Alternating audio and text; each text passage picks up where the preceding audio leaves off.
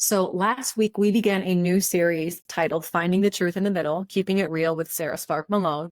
And I kicked off that series with with an episode on motivation and the myth that you don't need motivation to move, you just need to get going and then the motivation comes after. So if you haven't checked out that episode, go back. It's just one episode back. Let me know what you think. And thank you to all of the new subscribers, the ratings, the comments, the likes on that video, both on the podcast channels and on the YouTube channels. It really means a lot to me, you guys. And it's confirmation that these types of topics, when we dive into them with the right lens, are needed and wanted, and people are desiring this information. And so with that being said, I'm going to invite you to do the same for this episode because we're going to go a little bit deeper now. Today's topic is on this axiom, very popularly titled, all things happen for a reason, and God is working all things, and what will be, right? And that everything is somehow perfect and all of these things. And what that basically means is this is the concept that God is just pulling the strings and orchestrating everything for perfection in your life, right? And that it's all being worked for you. Now, hear me out. I'm going to balance the two because there is a balance and it's a very thin line in the middle. But if we're going to understand this truth in the middle, because we will get there, it may be a rough road, but hang on for the ride. I promise to get you there safely. We must understand three things about God. And there are three aspects of God's nature and who he is, apart from all the other gods, including Satan and other gods and demigods. And that are three O's. Okay, you ready for this? God is omnipresent, he is omnipotent, and he's omniscient. Okay, omnipresent, omnipotent, and omniscient. Omnipresent meaning he is everywhere all the time, right? He can be everywhere at once. That's who God is. Omnipotent meaning all powerful, right? Universally all powerful. God is that. And then omniscient meaning all knowing, right? Knowing all, knowing number one, good from evil, past, present, future. God knows your thoughts, your coming in, your going out, your intentions, your heart, all of these things. If we know that about God, right? And call it source, some people call it universe. I like to say that my God is the God of the universe. So that's a little bit higher up there. But if we know these things, then we can create a conception that God is some kind of puppeteer master with these strings, just pulling the strings, and orchestrating everything in the world, basically by control or manipulation of some sort. And if that's the case, then we are in trouble for two reasons. Number one, if that's the case, then nothing really matters. Okay. And if that's the case, then I don't have any real choice or participation or responsibility to collaborate and partner with God in the workings of my life and of humanity. Okay. Those are two reasons why why this thinking is faulty and can lead us astray. And here's the third. See, this frame of mind that everything is happening for me and everything is working for my good and all these things leads us into a thought process that is somewhat self-absorbed, selfish, and in a way is perceived as basically the whole world revolves around me. Because if I believe that God is just orchestrating everything for me, then I believe that he's going to manipulate people for me. He's going to cause people to do things or go places or say things for me, right? And it's all basically for me, me. And that's my line of thinking. If I believe this axiom that everything happens for a reason, what will be, right? That we either opt out of the collaborative experience with God, or we say everything revolves around me and I am basically the center of the universe. Either of which are not true or they're not good. And here is the truth, right? Even though God can do all of those things, know everything, all powerful, he could be everywhere at once, he opts out of, or in other words, refrains himself from using his full power, especially when it comes to man and woman, because of one thing and one thing only: free will, and how it pertains to and connects to true love. True love wouldn't be true at all if it didn't include free will, which is where we operate and how we operate in this world. It's what God gave us the gift of. He gave us the gift, and that's, by the way, different from other entities or angelic being. We have consciousness and the ability to participate and collaborate in this experience called life with God by the mode of choice. By the mode of choice. And sometimes, I know this is hard to believe, but sometimes we make mistakes. Oh, wow. There's a concept. We make mistakes, right? Or we choose something that is out of alignment with God's true intent or goodness or goodwill for our life. Basically, what I'm saying is a lot of the times we're actually operating off script, in which case that would debunk that theory right out of the gate. If God has a specific intent, right? If God has a specific intent and goodwill and what plan for your life, and he's like, this is what I intend for you to be and to do and to feel, right? But we operate off that script. That would mean that very action that didn't happen for a reason, right? That wasn't the reason. We make a mistake, we go outside of the script, and yet, and here's the caveat, right? It still has the potential to be used for good. So even our mistakes can be turned around to be used for good. And that's where we get the misconception that, oh, everything happens for a reason, even my mistakes, were for a reason. And it's like, yes, kind of, but also not really, right? Because not all mistakes get worked for good. Why? Because of choice and free will. We make a mistake and choose to think that God is out to get us, or the world is conspiring against us, or we're being punished or something like that. We're probably going to choose a road that leads to more mistakes, more pain, and more suffering, because we don't see the opportunity in whatever moment we go off script, right? And here's the point I'm trying to make is, no, not what will be will be. What will be is what you make it to be, and your level of participation, collaboration, and awareness and connectedness to this divine source that is guiding you and leading you. Yes, you are always being guided. Yes, you are always being led. And yes, God will always use things for your good if you are there for it. But what God does not do is God does not manipulate your behavior or your decisions. And he certainly doesn't do that with other people. He influences people, he influences you, and you get influenced by the form of spirit, your spirit being called or pulled or inspired, right? Inspiration, the breath, the spirit moving through you, right? That's all influence and inspiration, but that's different than control and manipulation. And that's what that theory of everything happens for a reason and God's controlling everything. And maybe God's making, I've heard clients say this, I think God's making this really hard for me right now because he wants me to learn a lesson. I say, no, he's not. God doesn't work that way. God doesn't work that way. God doesn't want any of his children, you, me, anybody, to suffer or to make it hard. That's not how God works. We make it hard. We make it hard on ourselves based on our level of resistance, internal or external, our level of admission, or I would say admission or repentance, like, hey, I don't know the way, and I don't want to just be the creator of my life, right? Since everything happens for a reason and I'm the creator of my life. Gosh, that's a topic for a whole nother episode in this series.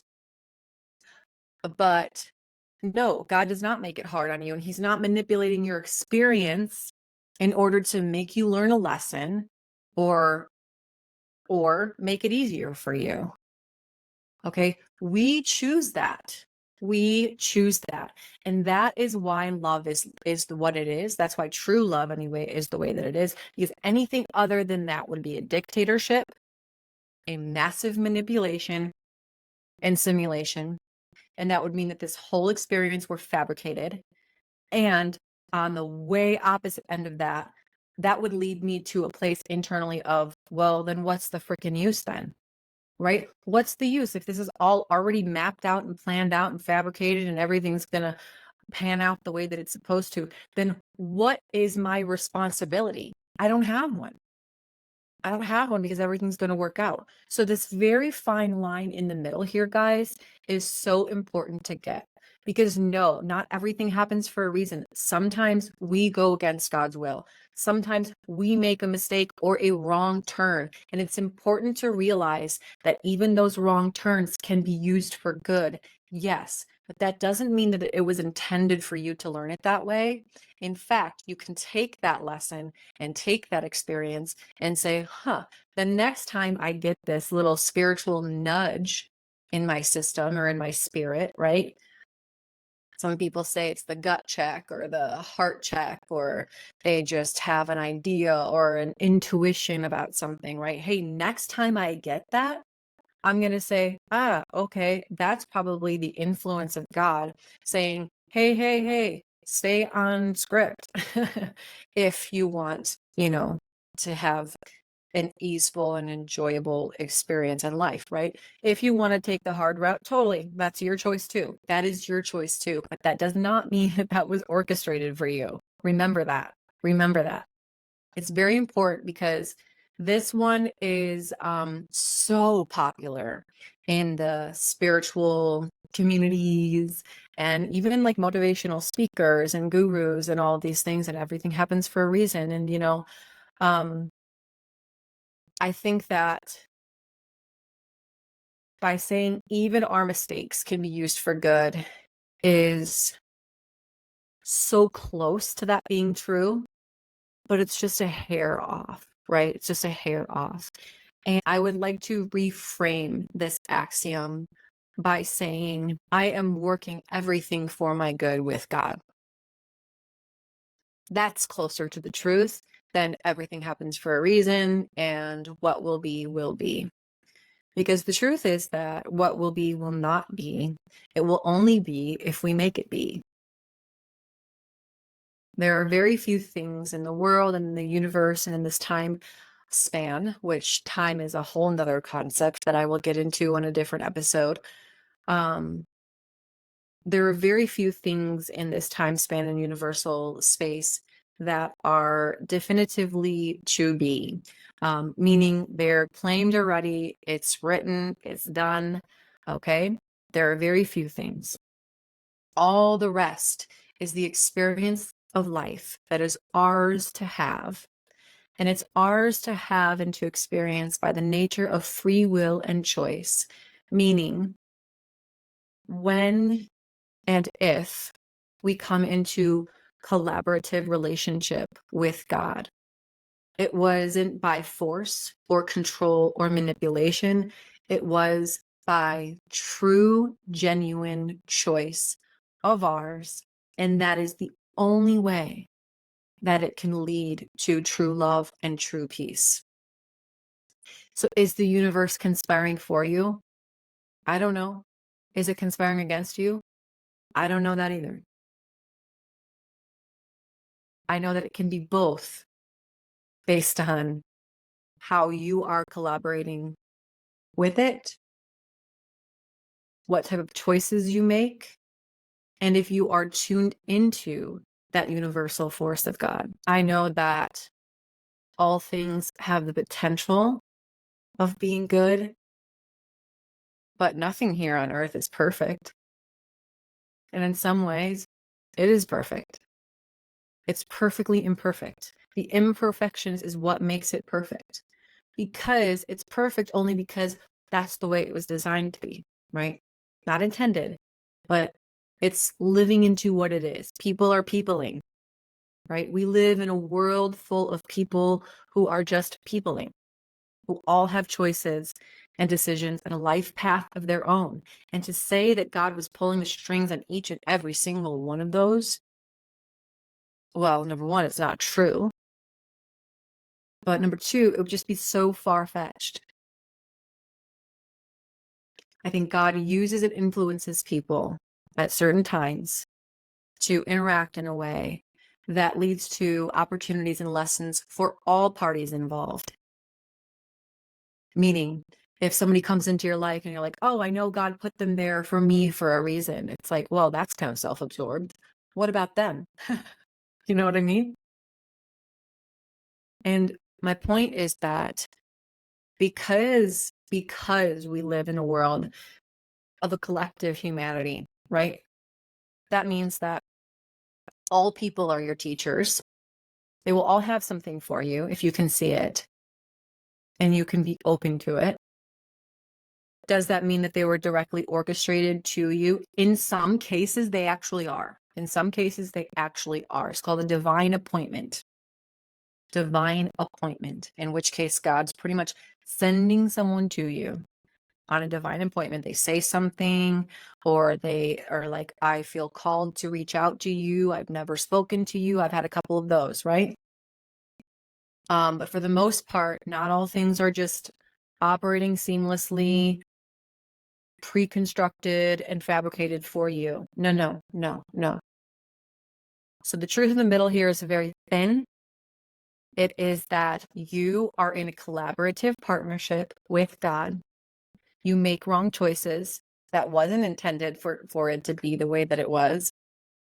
However, it can be used for good if you're there for it in order to extract the lesson from it and then learn from it, right? And then learn from it.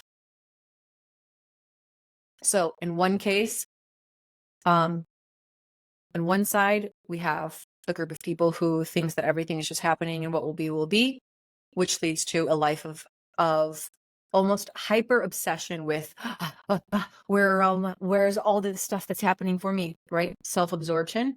And on the other end, we have what that thought process could lead to of being nothing really matters. I don't really care.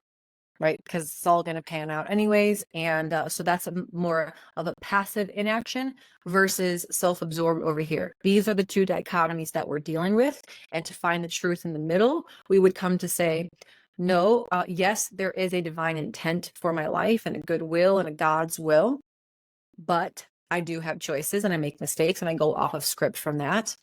But God can use those too in orchestration of my masterpiece, as long as I'm staying collaborative, present, open, and ready for those lessons, and with a commitment, right? And with a commitment to my life and God's plan for my life. Okay, so this is the truth in the middle. Hey, I know this was a hard one, but I'm gonna just give it to you guys honest. Not everything is for you. The world doesn't revolve around you. Not everything's fabricated and written in the book of life, right? And God actually does refrain using his full potential of his power, particularly when it comes to human beings, because he wants us to operate with him in collaboration in this space of free will and choice, so that our love to him and devotion to him is done from a pure desire and not out of control or obligation. He will influence and inspire. He will not control and manipulate. I hope this all makes sense to you. Would love to hear your feedback in the comments. Share this episode if it brought you value, or if you think that somebody else needs to hear it. And subscribe so you get notified when new episodes drop, which they will be dropping weekly. I hope you're enjoying this series of FTM, Finding the Truth in the Middle, short but sweet episodes, helping you to find the truth in the middle of some very complex and somewhat misguided and misled popular axioms in today's day. What the world needs most right now is love and truth, because those two things have the potential to heal the world. Please share this with so much love, you guys. See you next week.